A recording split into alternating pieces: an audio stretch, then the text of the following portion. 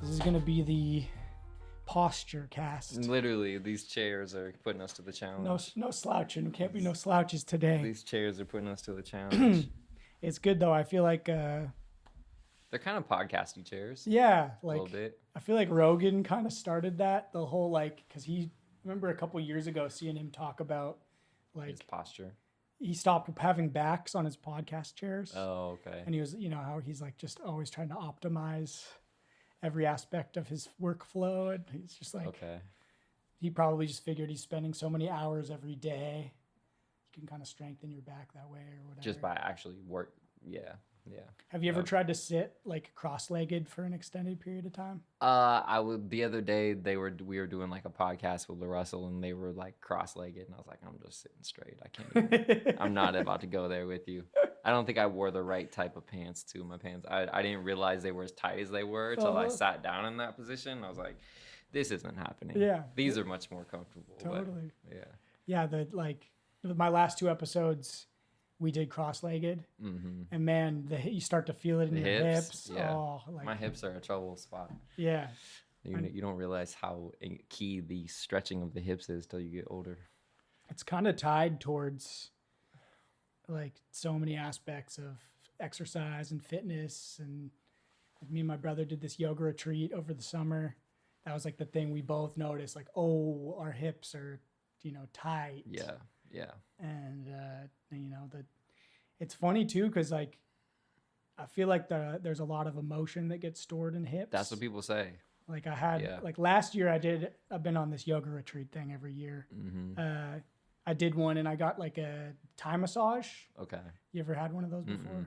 Is it like a hard massage kind of? That's more like deep tissue. Okay, yeah. That's kind of what I was expecting.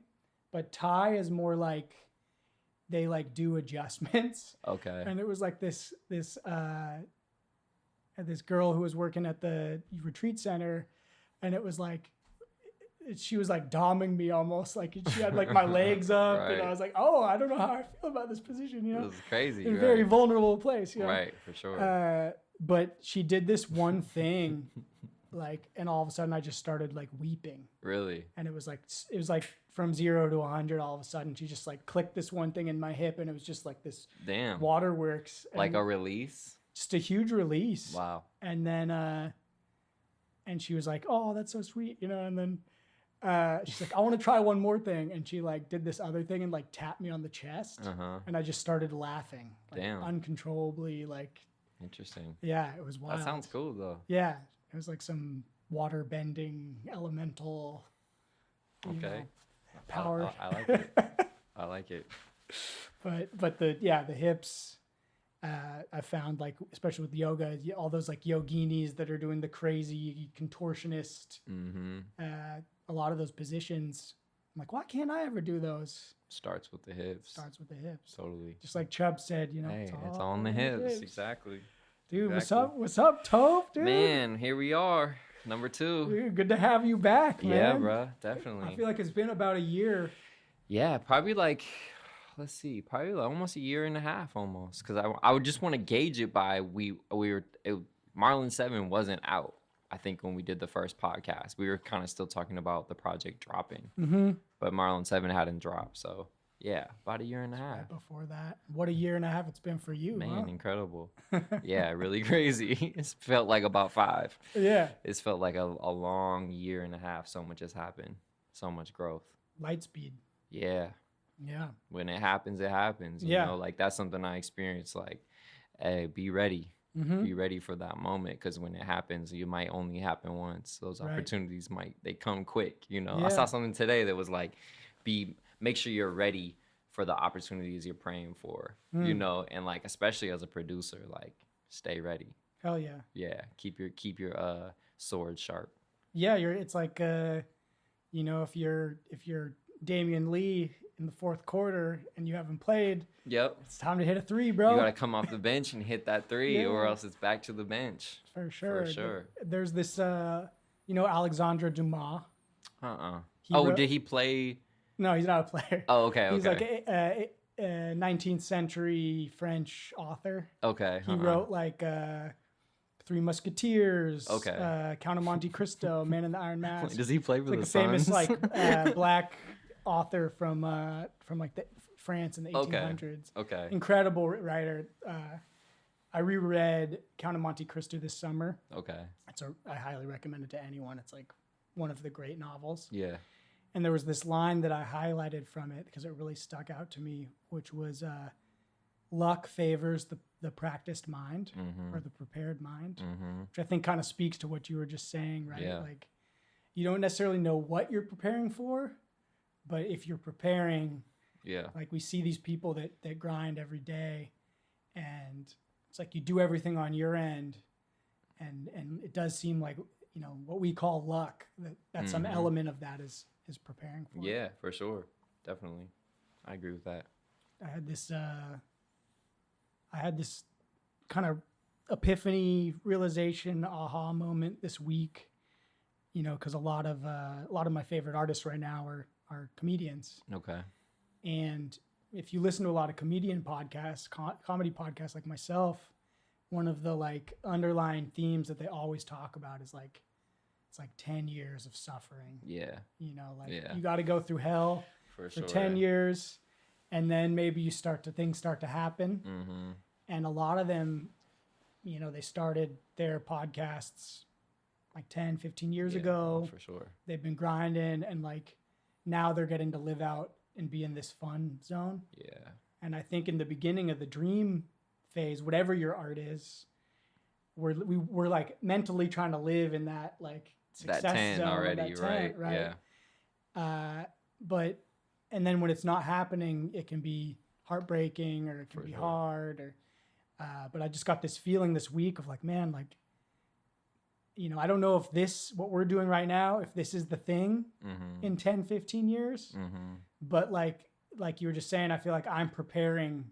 Yeah. You know, it's like wherever culture moves, like I'm seeing all these people that were doing their work, trying to make it in one avenue of professional creatorship. And then the culture shifted, and they were like uniquely positioned to slide into that next, whatever that next was. Yeah, definitely. New opportunities. I agree with that. I mean, my end, like this year is my 15th year of my first album, but I was making music before then, but my first actual release into the music world is like 15 years. You know what I'm saying? So that 10-year thing is like, I probably messed around for 5 years. You know what I'm saying? Right. I wasn't focused, or I was thinking about quitting for a year or two, or move, you know, all this stuff. But man, that testament of that 10, 15 years, 10,000 hours, 15,000 hours, whatever it is, like I'm totally a believer in that, because I've gone through it, and I went through every single different phase of, oh, this is amazing. Oh, I'm gonna quit. Oh, I'm gonna do it. You know what I'm saying? I went through all of it, like all those. 10,000 failures. Man, bro, a lot of them on the way here. A lot of successes too, you know. I feel like I was always blessed, like from the beginning, where people took my music serious, but along the journey, a lot of ups and downs, you know, for sure. Yeah. When do you think you really started to take your music serious? Man, that's probably like right after my mom passed away, when I was like 19.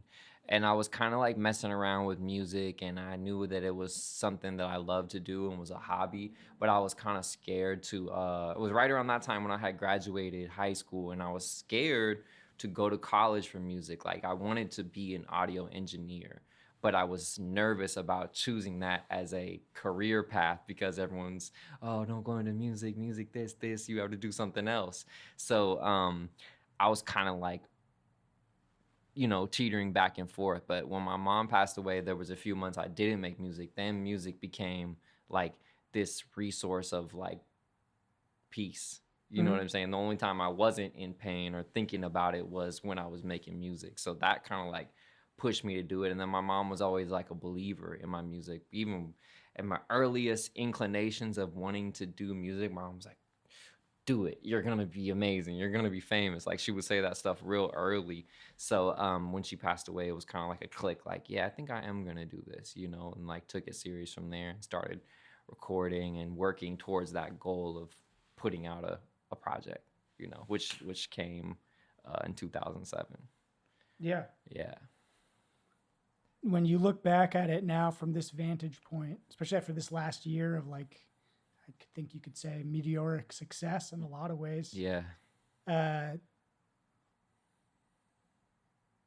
When you sit down and make something, you know, how has that perspective changed? Like, you know, I was thinking about this morning as I was getting ready to come over here.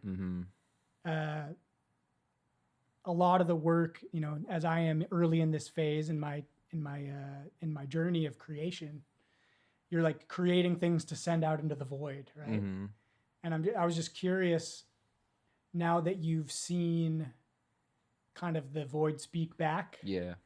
Has that changed your process when you're making art? I think, yeah, for sure. I think in the fact of just believing in myself and like hearing people reciprocate that they liked what I was doing, you know what I'm saying? And then that being giving you more confidence to create. But also I feel like at the beginning stages, it was experimenting, you know, not necessarily knowing what I was doing, but wanting to do something and figuring out it along the way. Like maybe sit down with a sample back then and not exactly know how I was going to flip it, but something came out. And now I think I have a little bit more of a idea of what exactly I want to do and then how to execute it. And I think that's just getting better as a musician and kind of understanding music a little bit more.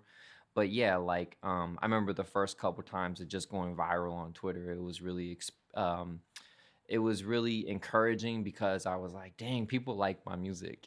And it was encouraging to wake up and make more music. So I'm like, dang, people really like this. You know what I'm saying? They like the beats. They keep going viral, you know? So that was a great inclination because I felt like for so many years I was fighting against the tide of just trying to get people to hear it. Hey, bro, listen, like I promise you, this is dope. You know what I'm saying? Yeah. So once you get to that point where you can pretty much like put something out and people are like, man, I love it. You know, it's for me, it was encouraging to make more music and just kind of help build my confidence. Yeah, and you feel that energy when you sit down at the workstation. Like yeah, 100%.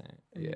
I'm curious, like, are you still working a lot off samples? Like, what's your kind of, how often is it like a sample, or are you making your own? Yeah, most stuff is from scratch. I would say like probably 75% of the stuff I make is like composed, and then I use loops too, but it'll be like a loop that my friend made or a loop that I got off a Splice or something like that. But like samples where I say I take an Al Green song or a Marvin Gaye song, I almost never do anymore because of licensing and stuff like that. Like it's easier for me to just work with royalty free stuff, so I don't even have to worry about it on the back end. Like recently we had the placement with Thursday Night Football through Amazon, and it's like it's so easy because there's nothing to clear, right? You know, right. Before I'd even licensed some stuff before and just signed off on it, and it was a sample, and I'm like, I hope they don't hear it. Right. Exactly. So now just kind of covering our tracks, and that's something that I kind of have been doing with LaRussell, but it's also just like kind of now I just do it with almost every artist just for the ease of creation. Yeah, so and getting more comfortable with composing and making stuff from scratch. Like the freedom of making stuff from scratch is dope because I know what key I'm in. I know exactly what I can play. I know what works, other than sometimes kind of guessing with a sample or trying to figure it out by ear, a little more challenging. What's that process like? Like, if possible, like if you can articulate it, like where do you think your ideas come from? That's a good question. Sometimes other music, sometimes movies, sometimes just the energy of like what we're feeling. Like I feel like we want to do some more up-tempo stuff, or I feel like I want to do some more moody stuff, kind of based on how I'm feeling too. Sometimes I feel like turned up and want to make some high energy stuff. Sometimes I want to make some more chill and soulful stuff. And I feel like those are my two extremes. And it's really I really just kind of go based off tempo. Okay. And then feel from there, because I feel like a lot of my stuff has a soulful feel, chord, bass, stuff like that. But it really depends on, do I want to go with 97 BPMs or do I want to go with 80 BPM, something like that, of just finding my BPMs of energy. Yeah. And then the key, what key I'm playing in and stuff like that. Sure. Yeah. Do you usually start with a melody, or is there a particular instrument or something that you're usually like laying the groundwork on? I usually always start with an electric piano and chords, like some sort of electric piano or a pad, and then I start with like a chord progression. I've been finding myself like in a lot of like minor ninths and like minor seventh chords have been my go-to from there, and then the chords, and then the bass line, and then drums, and then like a top line melody is usually kind of my evolution of how you stack it of the beat. Yeah. So chord bass definitely in a lot of my beats. Oh yeah. Yeah. With working with Tope, are you usually coming to him with the beat? Is he asking you for like working with LaRussell? Sorry, did I say Tope? Yeah. Working with LaRussell. Working with Tope. You're always working with Tope. Yeah. What's that process been like, especially as things have picked up this year? Yeah, our process of music making has definitely changed from the beginning. Like Marlon 7, we kind of chipped away at it, and I'd send him a beat as I was making it. Now I kind of will have a batch of beats. I might like have a bunch of stuff that I know is kind of done or ready, and I just kind of wait for him to ask me to press play. You know, most of the time we'll just hang out and not do music. We might hang out, 4 times, and then the 5th time I come over, he might say, "You been cooking?" And I'm like, I've been cooking, bro. I got something. And I usually won't bring it up. Even if I have something I know he's gonna love, I've kind of realized now, like, it's just about the timing. When he's ready to create, again, back to that, stay prepared. Like when LaRussell's ready to create, I know I gotta have 5 to 6 beats on ready, because he's ready to create. Yeah. He's ready to play another one, and that's been our process this year, has been in bulk. Like, we don't make music. We've only made music maybe 5 or 6 days this entire year, but we've dropped 4 albums or 5 albums, you know what I'm saying? But we've just been knocking them out. And that's also kind of, I think, based on his schedule. Like sometimes we'll go to LA and make a project in a day or something like that, because he's got a lot going on, like he doesn't necessarily have the time to make music all the time. Like he's got business and family and ton of performances and tour and everything going on. I was like, when does that fool sleep? Yeah, I don't think he doesn't sleep much. He doesn't sleep much. Like I know firsthand on the road. Yeah. Like we'll come home from the studio at like 2 and be like, all right, we got to meet at the lobby at 6. We're gonna leave at 6:30 for the next interview. I'm like, sheesh. Yeah. It's grinding. That's impressive. For sure. Man, I had a question I wanted to ask you, but it just flipped out of my head.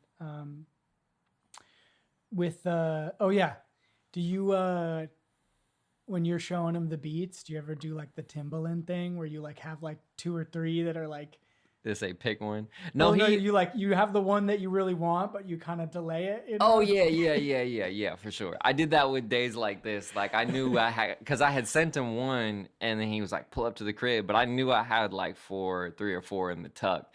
And then I think like I played like 10s, 20s was probably the 3rd beat, and then Cisco was like the 4th one. But I was kind of just waiting, like, I got some more. I got something for you. And then sometimes I just be like, I'll just play the intro, and I'll just be like, just wait till these drums come in. Yeah. It's like I'm sure you've seen it, like the famous Timbaland, the video of him showing Jay-Z. You might have even talked about it on the last podcast. That's the Black, Fade to Black. That's the documentary. Yeah. That's my favorite music documentary. And those scenes specifically, like Kanye scenes and then Timbaland scenes, are some of the motivation for me being a producer, for sure. Yeah, those moments. And those are the best moments in the studio. That's why it's more fun to pull up in the studio and make music with people other than emailing, because of that energy and the back and forth. And I think just better music comes out that way. Yeah. Yeah, I love that. I mean, and you get to play the role of the presenter, right? You're totally. Like, check out my art. Totally. Yeah. And that's a fun time for the producer, seeing everyone. My favorite thing is making a beat in the studio and seeing everyone's reaction, and then just dapping everyone up and being like, I told you. Yeah. Like, I went and did this writers camp the other day, and it was just like, I almost went just for the satisfaction of knowing I was going to walk in the room and make some heat, and then just like, yeah, what's up? It was so much fun. What's a writer's camp? So there was like 20, like maybe 15 artists, all different type of artists, singers, rappers, producers, engineers, instrumentalists, and we had like 2 rooms in Berkeley. Shout out to Marquito and Casey Cope. It's called Camp with a Q. And there's 2 rooms, and then it's just kind of like who's ever cooking up, and everything is collaborative. So it's I walk into one room and start making a beat, and then someone's, I got a hook, I got a verse, and we all just kind of collaborate on it and just see what we make in that time, knowing you don't come with anything pre-prepared. You make everything on the spot, and it's just kind of like seeing where people fit in. This is my 2nd year doing it with Camp, and it's been a cool experience of like meeting a lot of new Bay Area artists that I wasn't familiar with before, and then just like some really fun practice for me to just get in the studio, make beats live, and engineer, and then also kind of like vocally produce the song as well. It's really dope. They do it for like 3 days. It's like a whole weekend. I usually end up pulling up for like 1 day and kind of locking in, but it's really fun. Yeah. What a cool way to meet new artists. Yeah. Work on your craft. Yeah, like every time, both times I've met 5 or 6 new artists that were just gems in the Bay Area that I had no idea who they were before, and like kind of in a different scene than me, so it was cool to just collaborate and kind of put our sounds together. Oh yeah. Yeah. Wanted to ask you, like, you've been part of this crazy movement out of Leo. Mm-hmm. And I think that it's funny because I keep running into like LaRussell fans. Yeah. Their homies, guess I'll have on, or you're into LaRussell. Oh, I love it. I ran into his sister at the herbal shop the other day. Beautiful. A couple times, and dropped your name and stuff. I love her. Yeah.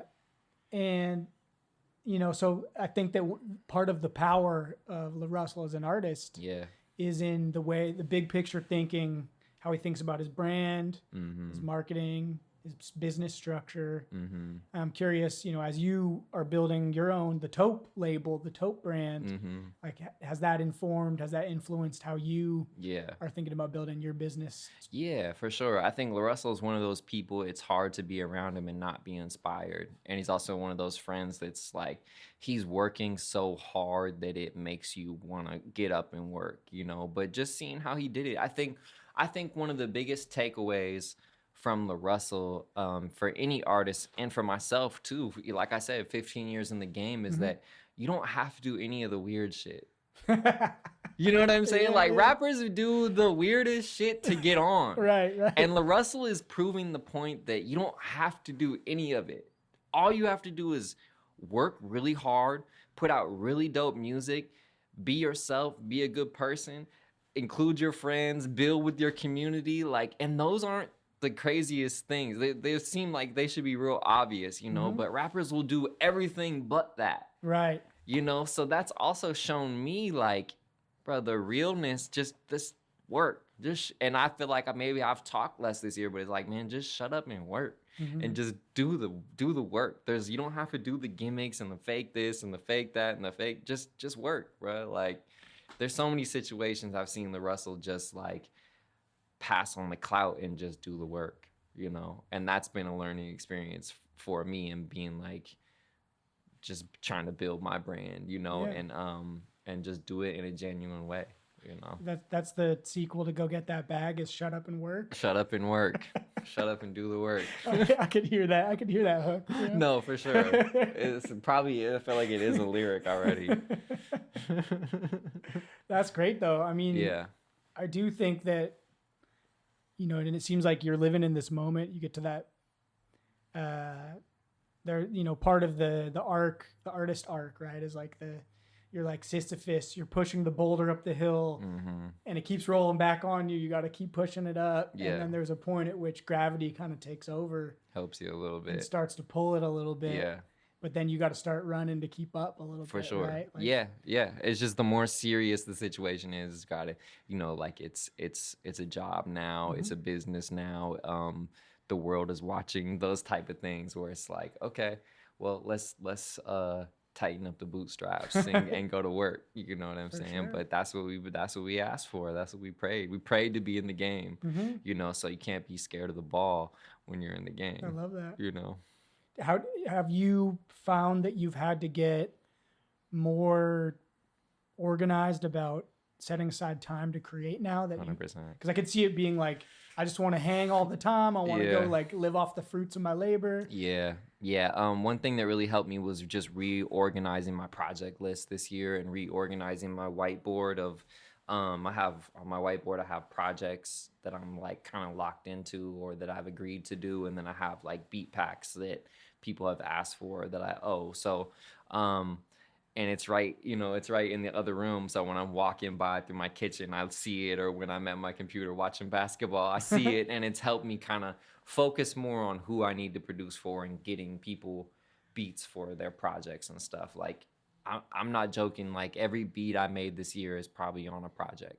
Like, there's not very many beats I made that are just on my laptop. Like, everything has gone out to somebody, you know, like probably 90% of the beats I made this year are like placed somewhere. Wow. You know, so and I have more, and I'm still behind. Like, I have like a big list of projects right now, and then the LaRussell stuff is never ending too. So we're constantly working on a project like that never stops. So just this year I've learned to just stay consistent, and like something clicked probably about halfway through the year where I just got in the zone and I just find myself making beats every week. You know, I just find myself at the computer knocking out stuff, no matter, even if we just dropped a project, the next day I'm in the studio, or I'll have a project drop and it'll drop and I'll be in the studio with an artist or something like that. Like, I've just been working this year, like really treating it like a job. Like Monday through Friday, I'll almost have sessions or interviews booked, and then the weekend I'll take off and try and have a little free time or whatever. But Monday through Friday, I'm working on music. Yeah. What are your peak productive hours? Yeah, that's a great question. I would say like 5 to 10. For some reason, I'm not like a wake up and make beats type of guy. I'm like a wake up and watch ESPN, drink coffee, clean my apartment, do my dishes, make some food, then smoke some weed and sit down. Then, you know, like have a think. Yeah, I'm like a later in the type of guy. I'm like when it starts to get dark, that's when I usually sit down and start to make beats and kind of have my evening cup of coffee and then start to get creative.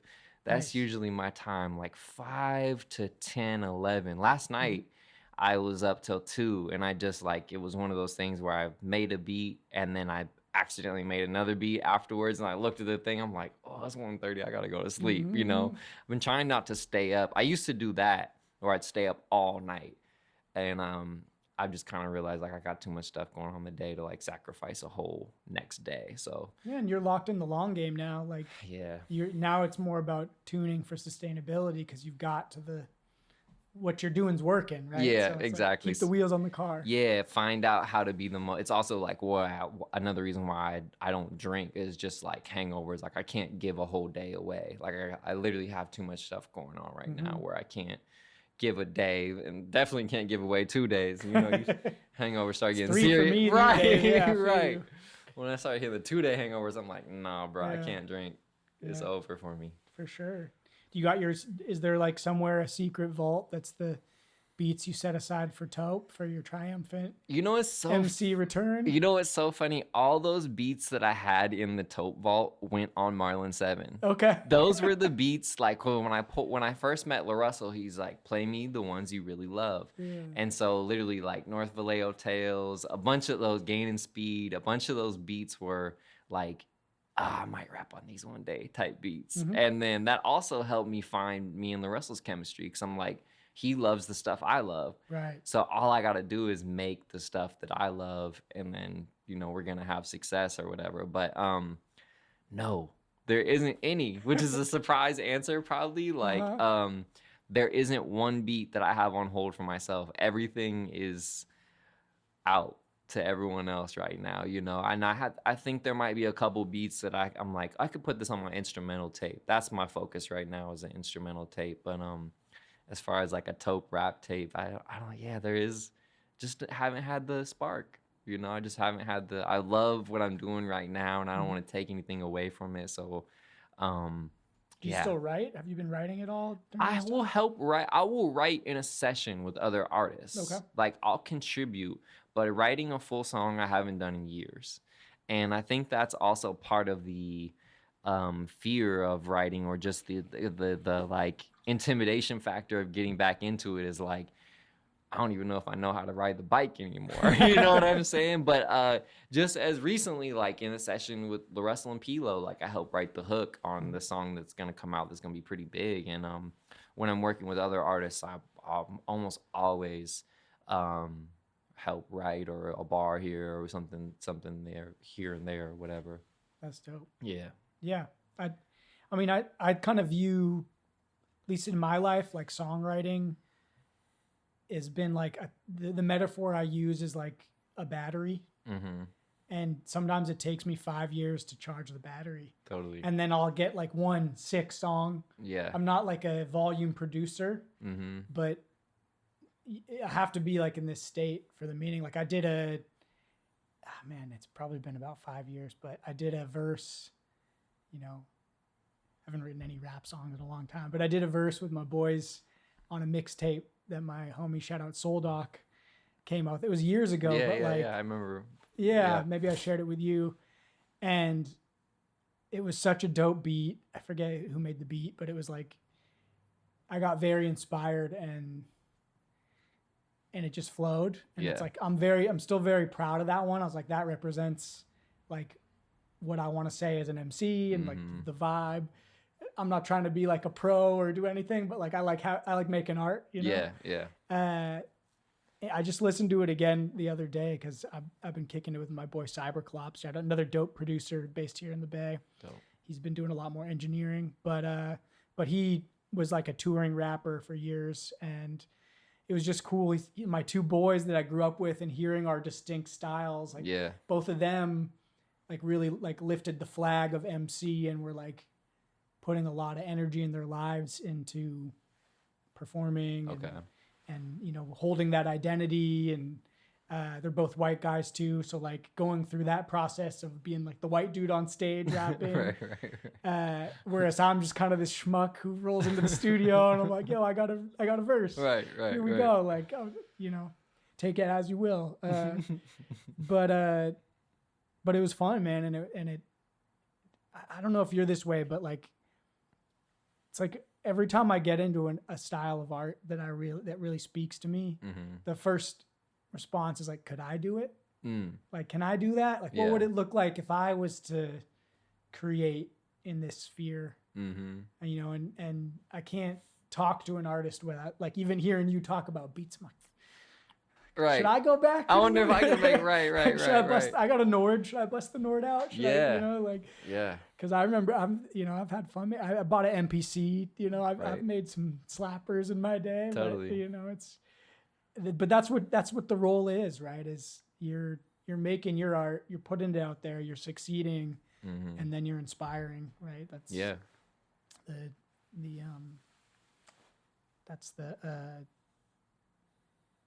what is it? The J. Cole line. It's like, you've been inspired by the world, now let the world be inspired by you. Right? Yeah. And those type of messages are crazy. I've gotten a lot of those this year. I got like this little kid was like playing piano, and his dad's like, who you want to grow up to be like? And he's like, Tope. Oh, I was like,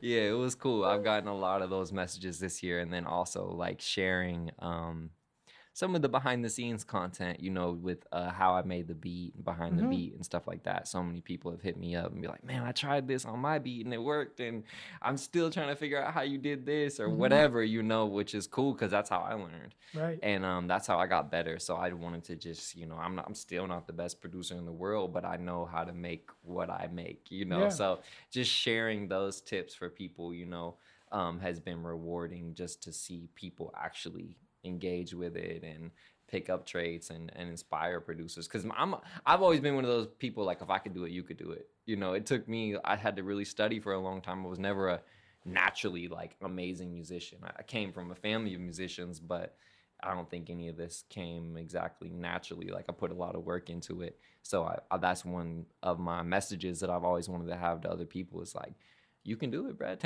Back to the 10,000 shots, 10,000 hours. Like, you can do it. If you really want to do it, study and stay dedicated, and you'll start seeing the improvement, like, for sure.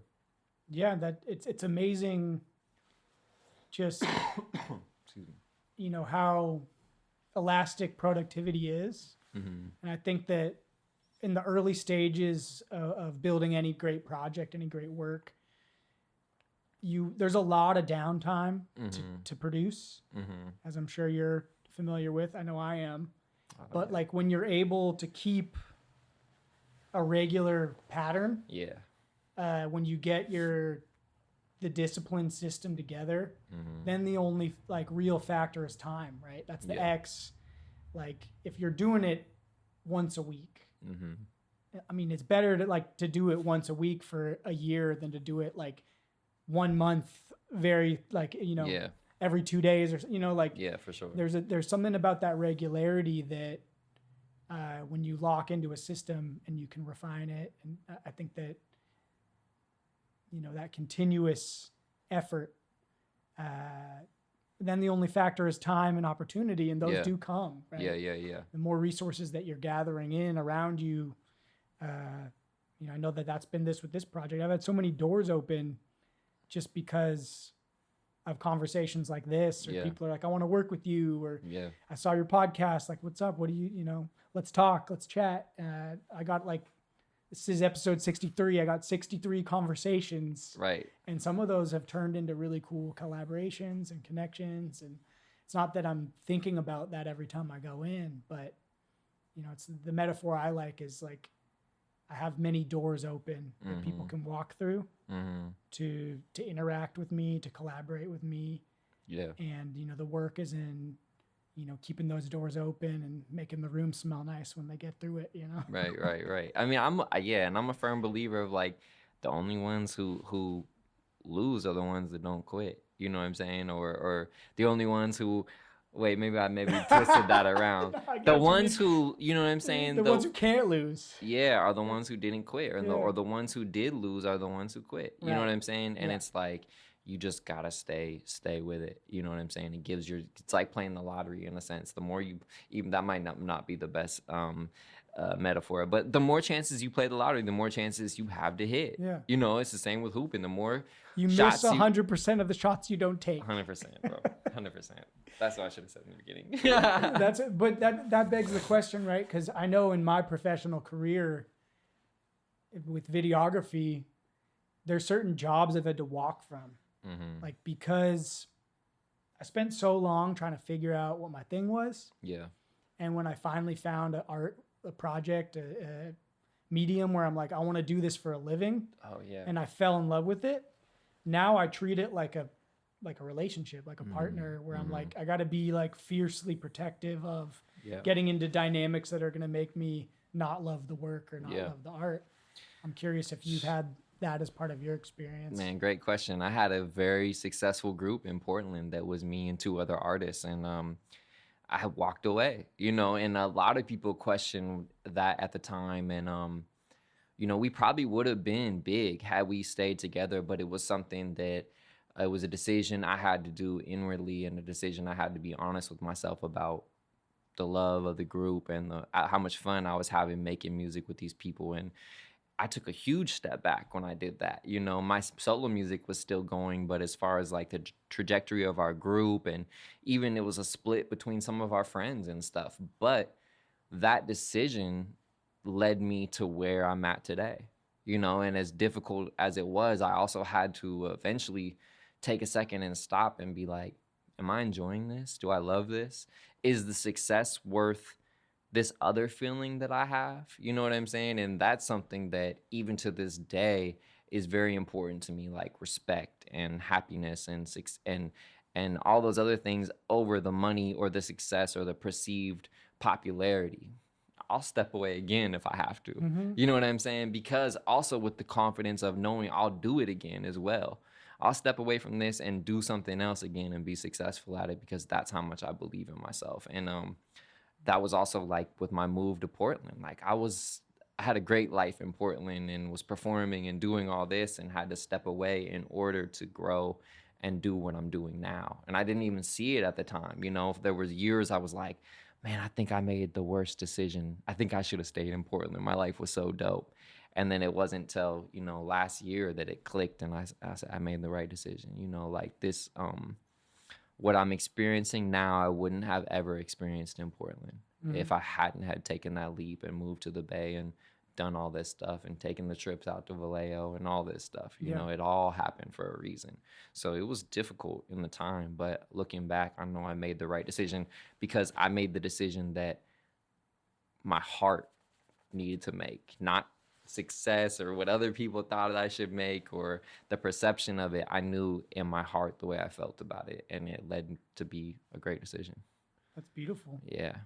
Do you have activities that are expressly non-musical that you make sure you have in your schedule to kind of like recharge your tanks, you know? Not a ton, but I would say like one thing, like my plant collection for sure is like something, you know, that is like something that's different than music but brings me joy and like brings me satisfaction, and kind of this weird thing I didn't know that I loved, like plants and just the evolution of plant life and that type of stuff. And then sports is also just like something that's, you know, mindless, like watching football or basketball or even hooping a little bit more this year, which was my first love. You know, basketball was my first love before anything.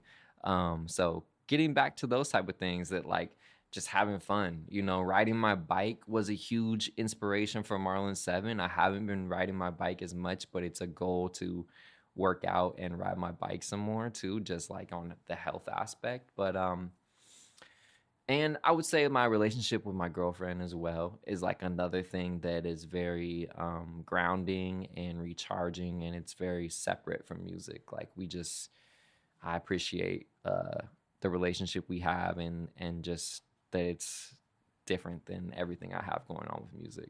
Yeah. Nice oasis. Blessing. Yeah, blessing for sure. That's what's up. How many tracks have you made this year, dude? Whew. Like released or like just or like put out? Yeah, like well, I put out five full projects, four with LaRussell and one with Pricey, my homie in Portland. Then I have another project that's done with an artist in San Jose, L. James, and I'm probably about halfway done with a project from this rapper Stoney in Oakland. And then we just finished the last song for another project for this artist from San Francisco, B3. So about 8 projects, and then there's like a whole bunch of loose stuff too. Like I've been working with just like the writers camp thing, and been working with just a whole bunch of handful of different artists on singles and stuff like that, and selling beats. I would say it's probably close to like around 100 tracks probably like released this year, but I would say maybe more closer to like 150 or something compiled. Wow. There'll be weeks when I'll add 3 or 4 unreleased songs just to my unreleased batch, you know, of like having 4 or 5 sessions in a week. Or there'll be a night when me and LaRussell will do 5 songs, you know, like the other night in LA we did 5 songs in a session that are unreleased right now that we'll eventually put out or whatever. But ton of stuff. That's crazy. Yeah. Just take a second and appreciate that. You know? Yeah. I mean, I just keep going, bro. Yeah. I just keep going. I haven't looked back too much.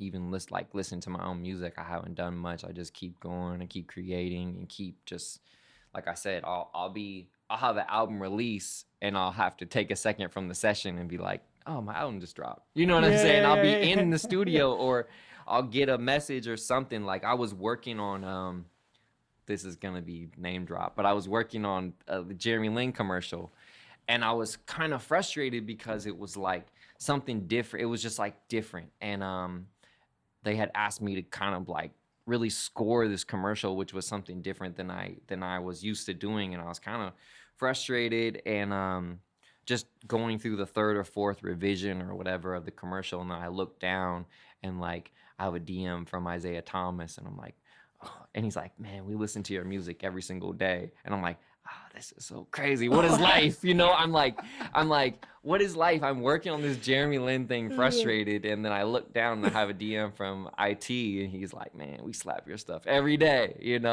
So it was one of those like, just interesting moments. A big yes from the universe right there. Yeah, definitely. It kind of like, to piggyback on that, I know this year you got to do a track with E40. Yeah. And I just want you to take me through, because you're my friend. When I heard that, I was like yelling in my room, like, yeah, my boy Tope's doing it. Yeah. I'm a huge E40 fan. I grew up on In a Major Way was a really important album for me. Yeah, it was like immediately when LaRussell started writing the song, he's like, I'm getting 40 on this. And I was like, okay. In my mind, I'm like, okay, we'll see. Yeah. Type of thing. And that was, we were working on Cook Together, Eat Together, and we were at Hitco, L.A. Reid's studio. So it was just legendary emotions going around. But that's pretty much how quick it happened. I said, I'm finna send this to 40. He sent it to him on a Friday. And we had, or like a Thursday, and we had the deadline for Sunday night. Like, we'd only sent it to 3 people for features or whatever. Said all the features got to be in Sunday night at 7 or whatever. And I remember we were in LA. We were meeting with the Hitco people, playing them the album, but it didn't have the 40 feature on it. And it was a Niners game, and it was a home game. And I'm like, we're not getting this verse, bro. I'm like, 40's at the game, he's in right? The red and gold He's right at now. the game. Yeah. Like, we're not. I'm like, dang, man, we're not getting the verse. As we're leaving the Hitco meeting, we're like literally walking into the car. 40 calls LaRussell, and he puts him on speakerphone. He's like, hey, man, don't drop without me. I'm sending the verse tonight. He's like, whatever. He's like, he tells us, don't drop without me. He's like, I'm about to have my son record it and everything. Like, he's like, I'm just going to do it at the crib. Cause I know that I know I'm up against the wall or whatever time. So he's like, he calls us or whatever. We're in the car still driving back. And he's like, I just sent the verse, like, listen to it and let me know what you think.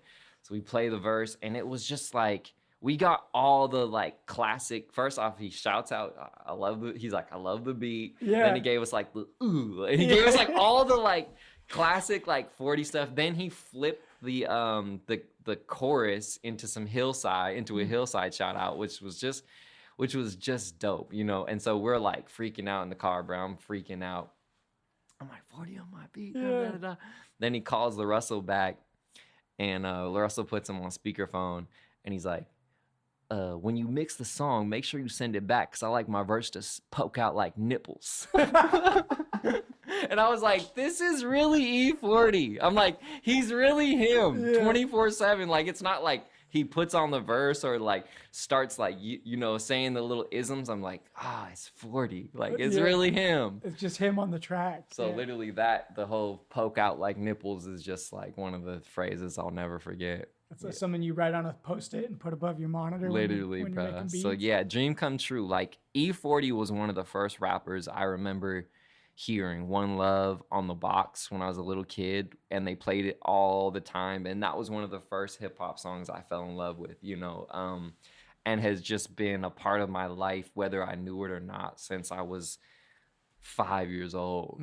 40 has just been this figure in my life, and I still haven't met him, but I know that day is eventually coming or whatever. But just the chance to work with him, I thank LaRussell for that, because that was a bucket list. That was one of those things where I never thought that would happen when I set out to make music. Like, I never was like, oh yeah, one day I'm gonna work with E40. Like, that was never on my list of things to do. So it was pretty legendary, and the amount of time, he sent it back within like 3 days, and just showed us a lot of love. It was great. Speaking about businessmen with many different projects going on. Oh yeah, like that dude is also Goon in the Spoon, and he's got everything, bro. He's also, I see him diversifying everything every day. Yeah, people have told me like the fact that he did that for you guys that quick meant a lot. He doesn't do that for everyone, so it meant a lot, and that's something, man, I'll always be proud of.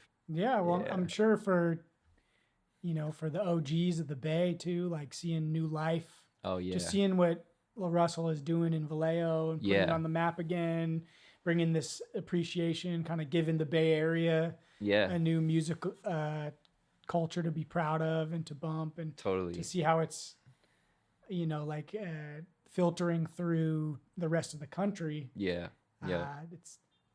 We got something to be, you know, something to stand. That was like the energy when we met Sway. Sway was just like, the Bay, we here. He's like, we here. You know, he's got his arm around LaRussell. He's like, we here now. We up. You know, we got one. You know, it's pretty cool. And another cool moment for me this year was re-meeting the Grouch. You know, I had met him before. I'd actually opened up for the Grouch a couple times, but I don't think we ever met. But re-meeting him and just being able to give him his flowers and tell him how much he inspired me to start rapping and start making my own music. And then he's like, man, we've been listening to Go Get That Bag the whole tour. He's like, that reminds me of my song Simple Man. And for me, Simple Man was like a very inspirational song that I probably downloaded off Napster or something and just listened to it over and over and over again. So it was a cool full circle moment on someone that really inspired me to like start this musical journey and like an independent artist and who just grinded it out. So it was cool to, one, be able to give him his flowers, and then two, kind of just hear that full circle that they had been listening to our music too, which was dope. Yeah. Which is dope, especially because like I feel like the Grouch is like one of those dudes that like is so true to his form. Yeah. Like he makes music, like you can tell that he really has always been focused on music first. Yep. You know. Yep. I've been really, no matter what. This year I listened to My Garden. Like I had that one on repeat because I just, the concept, the execution, some of his lines in that are like some of my favorite lines in hip hop, which isn't easy to do. You know, like another artist, a favorite artist of mine that's done that and has received so much flack, like Dom Kennedy, you know, but he's done it his way this whole time. They've been independent successes, and those are the people that inspire me the most, you know, that have decade in the game and they haven't done the weird, you know, again, they didn't have to do the weird shit. They just were them, you know, and they found and carved out their own success, you know, throughout all that. It makes me think of like how now during Warriors games, they're playing like a bunch of Andre Nicotina beats. I don't know if you noticed that, but I'm like, what? Yeah. Oh, Nicotina's there. Made it. It's like wild to hear like at like big Chase Center. It's almost kind of weird for me to hear like the corporate stuff. And it's like a Mac Dre song, and I'm like, do you know what this song's about? Totally, you know, like, totally. It's so funny, but it's also like just how far that, you know, that culture has come. Hip hop has come so far from being banned to now it's used in every advertising platform out there as a hip hop or a trap beat or something. You know, it's so interesting. Yeah, it's amazing how dominant when you think about modern American music. It's kind of like totally hip hop or country. But even almost, in country, you know, bro, you'll hear an 808. You'll hear an They have an 808 and they'll have hi-hat rolls in country songs. Like, it's so fascinating to me. Yeah, it's that I mean, I'm seeing Kia commercials with a totally, you know, that are all trapped out, and it's even the term trap is just so like now it's just thrown. Everything is trap. If it has a roll in it, it's trap. You know, it's so funny. Like even that term, but you know, it is what it is. It's the churn of the, you know, it's the melting pot of culture. Exactly. That we get to live in. It was cool to see you, you know, this year start to get into like this content creation. I know you touched on it for a second, with the, you know, doing the behind the scenes videos about your beats. What was the impetus behind that? Like, what got you started? LaRussell. Yeah. We had just like conversations about content and the ability to change your life, and some of the conversations were like a little harsh, but it was meant, you know what I'm saying, out of love. But it's like, if you have the opportunity to change your life, why would you just not post? You know what I'm saying? If you're a producer and you make dope beats, like, why would you not post a beat every day or every other day or show people what you're doing, or you're doing all this dope stuff? Like, why not share it with people? You have the ability to change your life every day through social media or improve your life from where it is. So some of those conversations, and then again, just like becoming comfortable with myself. Like last year before Marlin 7, I got to this point where like I didn't really want to be on camera or didn't feel comfortable or confident talking into my phone and all this type of stuff, and I just kind of got over it, you know, like gaining more confidence in myself, doing it more and thinking about it less, you know, like just putting out the content and then having it received well too was inspirational to do more. But it really came from LaRussell pushing me, you know, and seeing his, you know, he posts 5-6 times a day. He's constantly putting out content and working, and I've seen how it's changed his life, you know, too. So having that opportunity, having that fan base and that viewership, and realizing he was right. Like, why would I not? I could post on social media. I can make the content at my crib. I have everything I need. I have a camera on my phone. I have a tripod. I have this. I have lights, you know, so why not do it, you know? And that's just been kind of pushing myself as well. And I've seen the results, you know? Oh, yeah. I've seen the results from even just like producers that well, not even to compare myself, but I've just seen the results of just putting in the work, you know, and what it's done for me and what it's done for my brand, and even what I can do by doing more and improving that content. I'm always trying to like figure out a way to improve my content and get it better and stuff like that. So it's been cool. I had to push myself though. It was something I was like weary about, and even after the success of Cook Together, Eat Together, all that, I still was on the fence, you know, but I think it really just came down to like self-love and confidence. You know what I'm saying? Loving yourself throughout your flaws and being confident in yourself enough to put yourself out there and not care what anybody says or thinks about you. Oh yeah. Why am I tripping, bro? Well, and also, you know, as much as our society likes to rag on like the Gen Z kids. Yeah.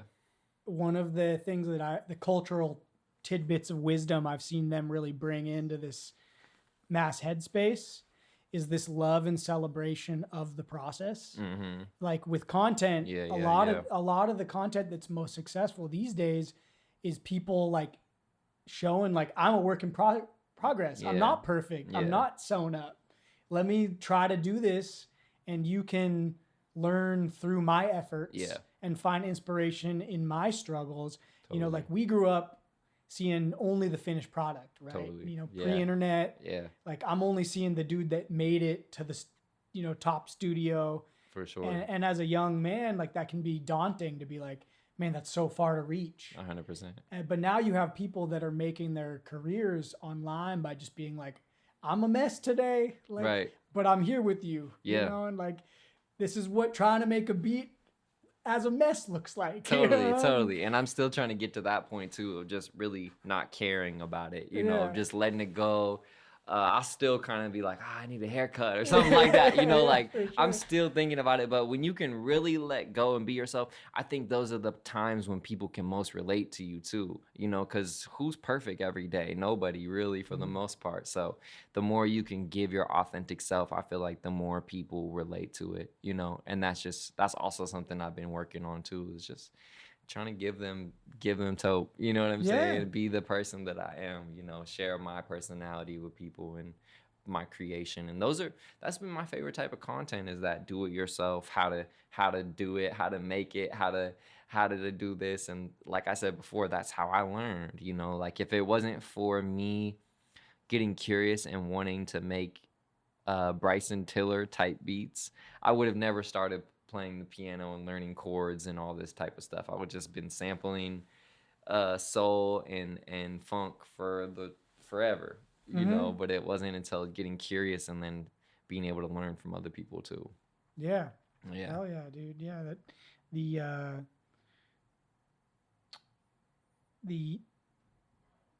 like the authenticity, you know, it's the theme these days, right? It's like, I've been learning it as I'm making videos, like it makes me think about this project I had this year that was one of my biggest kind of breakthrough projects. I'm sitting in the edit bay, right? I had 2 cameras, and my wide shot, I just hate it. And I'm like, this looks terrible. Like, this was my safety shot, but I need to be able to cut between my camera in hand and what I have back here. And I'm like scratching my head. I'm like kind of stressing. I want it to be great. And I start to like experiment and I start doing these like, in editing, you can kind of like do a digital zoom. So like you can like, you might have a shot that's far away, but you zoom in post. Totally. Yeah. And the cost that you pay is that you lose resolution, right? It might be a 4K or image or a 1080, but if you punch in 4 times, it's going to get more and more pixelated. And, you know, at first I'm doing it just like, I got to do this, you know, like this is giving me I can zoom in and get an angle I like, but it looks like shit. Yeah. To my eyes, right? And so I kind of do a mock-up edit with that in it. And I'm having my feelings about it. And I hit up my boy Lesh, big musician guy, Honey Drops, you know, he's my homie. I trust his opinion as an artist, probably more than anyone's. Yeah. And I'm like, hey, because he's in the video, can you come over? Let me show you this, you know? And he watches it and he's like, I think like those zoom in shots are cool, man. Like, yeah. Like that, you should lean into that, you know? And it just was like getting that like validation of it's okay from a friend. Yeah. Allowed me to then be like, oh yeah, like doesn't Wolfpack do this all the time in their videos? And like, I'm seeing like more and more people experiment with the lo-fi vibe. Yeah. And then once I did that, it was like a flip switched. I decided to make it a concept theme in the video, and a lot of my favorite shots became these like funky that post zoom. Yeah, and it's only because we are living in this era that is not so obsessed with perfection, high definition. That stuff is appreciated. Yeah, but there's almost like a broader palette of colors that we get to paint with. You know, I've noticed online like the more you kind of the less you try and the more you just kind of let it fly, that's when shit takes off. Like if I just post something like a beat and the caption is real simple, it's most likely gonna do better than like me like trying to over explain and be like, I made this beat and these minor 7th chords and this Moog bass line. People are gonna be like, bro, what? And I'll be like, this shit slap. Yeah, and it'd be like, you know what I understood that one. You know what I'm saying, bro? It's like, and that's one thing I've noticed. I'll be like, I've gone viral a couple times on Twitter just from some simple shit, bro. Like I had this video just driving over the San Francisco bridge, and it was like the caption was like, man, it looked like a video game last night. It wasn't anything like crazy. It was just simple because these people could relate to it too. You know, it's just like the less you overthink it, I think the more success you're gonna have. And I see that with rappers too. Like they just be so like overthinking it, and like, man, just be yourself, bro. Whatever yourself is, like try and tap into that more, and we're gonna appreciate it other than the you know what I'm saying? Yeah, because it's kind of like I think that this really is manifest on like places like TikTok or Instagram Reels where it's like the simple message is really what resonates. 100%. Because it's like we just did this big family opera in our family. My brother and my mom wrote and composed this big opera. We had a big show at the Palace of Fine Arts in San Francisco, and I kept telling my mom like, keep the message like less like vague. Yeah. Don't make it all about you. It's based on your story, but like let's make it universal. Let's keep it to this level of figurative diction or whatever, this narrative that's more figurative than literal, so that anybody can identify with the characters. Gotcha. We're building these archetypes. We're not building these specific individuals. Yeah. And I think that that's manifest in the simplicity of some of these posts that go viral. It's why when you go across the bridge, you're like, man, last night was a video game. Like we all had that moment. Everyone who watched that game had that moment where they weren't looking at the game, or they were looking at something else, staring out their window, making coffee, and they're like, man, that was a video game last night, right? Yeah. So you're giving them a moment out of your daily life that they can connect to their own, informal moments. Yep. And I think that's in another way that's some of the success I've seen with LaRussell lyrically. is like he can say something so complex, but in a simple way, in the most simplest way that you might glance over it the first time you hear it. Even I do it in some of our songs, and then I'll come back and I'll be like, that was amazing, you know. But he has a great way of saying complex stuff in a simple way, and I think that's one of the reasons why so many people have related to his music is the ability. And same with like Drake is another great artist that does that, like says something that we've all thought or felt and puts it into a way of words that we're like, I could have said that. You know what I'm saying? Makes it look I should have said that. easy. Yeah, you know, like, why didn't I say that? You know what I'm saying? And those are the greats. Right. Those are the greats. And that really is the tip of the iceberg that's showing of all those hours of work, right? Yeah. It's like when you practice regularly and you do the difficult thing and you court difficulty, yep, you make the simple look ridiculously easy. Even with production, it's like being able to make stuff with room it's still open, but it's complex. It's complex, but it's still simple. Like some musicians will overproduce, so there's not enough room for the vocalist, and that's something I feel like I've been able to do a good job in. Like my experience as a rapper has helped because I know how to make stuff that still has a pocket for the rapper, you know, instead of just like melody, lead, you know, just like one thing on top of each other, you know. Hitting them over the head with the vibe. Yeah. Exactly, bruh. So that's like another art, you know, just the same way as that lyrics is like the art to production to like making stuff that's dope and simple at the same time. Yeah, and I think that's one of the things that I love about the music that you guys are creating together. In a way, to me, it feels like a bridge between the millennials and the Gen Z kids. Yeah. Because there's enough in there to like scratch my hip hop itch as like a child of the 90s. 100%. But then there's also like some new, you guys are still pushing boundaries. Yeah. And there's enough of the vibe that's appealing to the youth that makes it feel so fresh. It's so interesting seeing our fan base. Like we literally have like grandparents to little kids, like go get that bag, to like the deeper stuff where they're like, man, I ain't like hip hop for 30 years, right. And this is the first thing.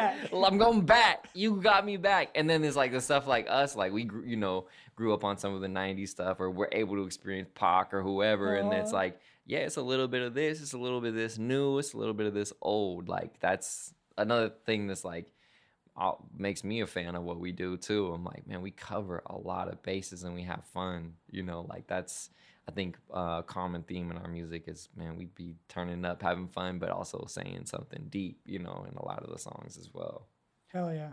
I mean, it shines through, man. It really does. Yeah, the fan base has been, it's so interesting. The shows are such a mixture of people. Like the other day in Sacramento, I was just watching the crowd and I'm like, man, it is such a diverse families, kids, older people, like teenagers, like it's everything. Yeah, it's really interesting. Yeah, I mean, well, that's such a big part of LaRussell's brand that is undeniable, is the joy. Yeah. Like that dude's like one of the happiest looking people I've ever seen in every video, and doesn't look like a put on.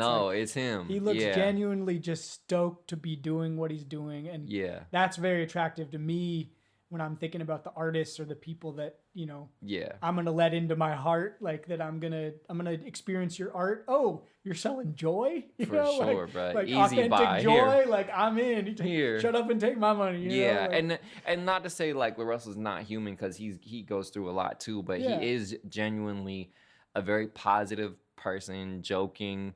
He's always gonna. It's just like a constant roast battle. Like you gotta always have your guard up. Like it's a constant. It's constantly roasting, but it's he's a great person to be around for sure. I mean, he's got so many punchlines. I could see it.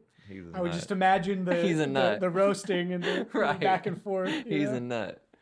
That's awesome. Well, dude, we're getting to the end of the year. Yeah. What is it today? December 1st. December 1st. 1st of December. Yeah. You know, looking back and looking forward, you got any, you know, goals, intentions? What's in store for Tope in 2023. I'm excited to get my merch going. I'm about to launch a little Tope Got the Dope merch brand, which I'm really excited. I haven't done merch in like 8 years or something, but that's something I love. Like, I love clothing and fashion, so I'm excited to just like make some stuff that I love and make some stuff I want to wear and share it with the world too. So and then with that, probably a Tope Got the Dope beat tape as well, like an instrumental tape. It's definitely time for me to like put out my project. I've kind of been giving my energy to everyone out there, and I gotta be a little greedy for a minute and make my tape and put it out there. And like a bunch more projects with a bunch of artists and a bunch more just opportunities on the table. You know, I have some major label stuff that I have on the table right now, and just excited to like deliver on all that. And then, you know, me and LaRussell are gonna try and drop as many projects as we can in this next year as well. Go hard for another year and see where it puts us or whatever. But I think one of the major themes is kind of trying to get some of my brand out there a little bit more. I've been doing it, but I want to do it even more, and just these different, you know, income sources, whether it be selling beats like my BeatStars page, or doing merch, or DJing more. That's something I found out that I love this year.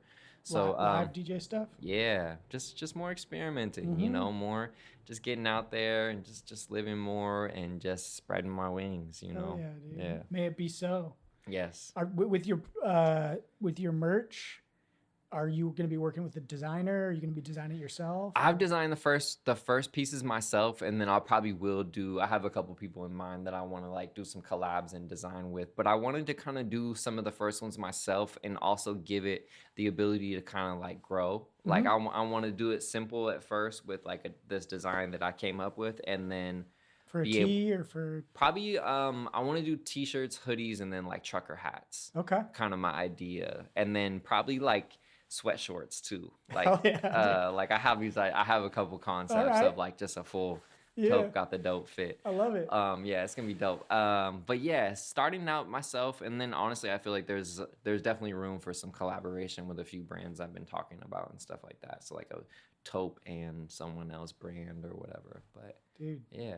Probably gonna do it all, like LaRussell. Probably gonna do it all at LaRussell's. Order the screens, do the blanks, do Good it Company. all. Yeah, do it all myself. It'll be separate from Good Company, but it'll be like, you know, I'll be using the Good Company machine for sure. The apparatus is already built. Yeah. Exactly. Might as well stay in house. Yeah. You got to. I got to connect you with my my boy Tommy Breeze up in Fairfax. Okay. For the trucker caps. Dope. Because he's an amazing.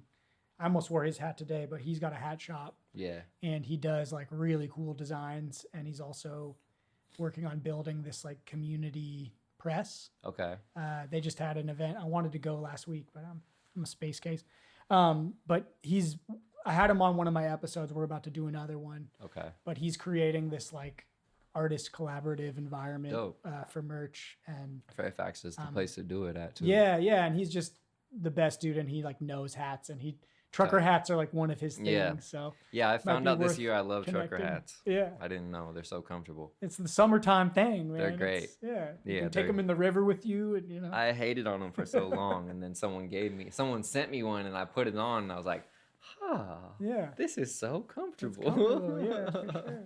Hell yeah, dude. Well, thank you so much for your time, man. Thank you, bro. Appreciate you coming on, man. I'd love to see my boys back to back successful. And before we cut out, just where can people find you? What are the things you want to promote? What's the best way to connect with Tope?